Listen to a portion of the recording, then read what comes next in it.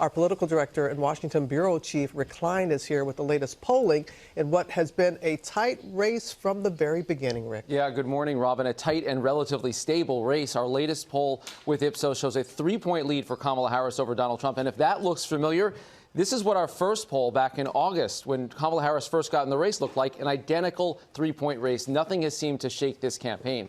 But zooming in on the battleground states, our 538 polling average tells a little bit of a different story. Harris, with the slightest of leads in Michigan and Wisconsin, up by a single point in the polling averages. Trump up very narrowly, inside a percentage point in North Carolina, Georgia, Nevada, a little bit more in Arizona, but all of this well within a margin of error. Pennsylvania, just about a tie. 0.2 of a percentage point separate the candidates in what's basically the must-win state for both candidates. So walk us through, Rick, what each candidate needs to do to win.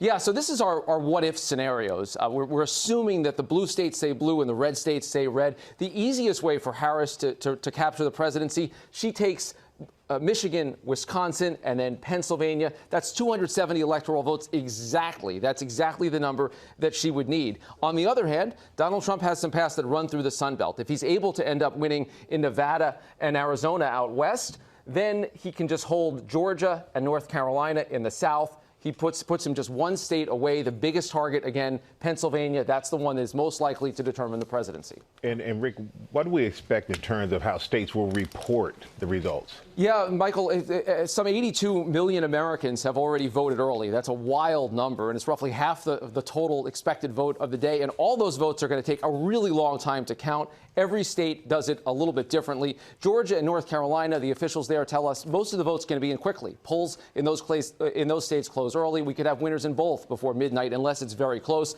Michigan, they've changed their law there to speed up the process. That could roll in tonight as well. Most of the votes should be counted in Wisconsin by the wee hours of the morning. But if the election comes down to Nevada or Arizona, officials tell us counting all those mail ballots will take days, if not a week or more. And it's very plausible. Back to Pennsylvania, the state we're waiting to clinch on right there.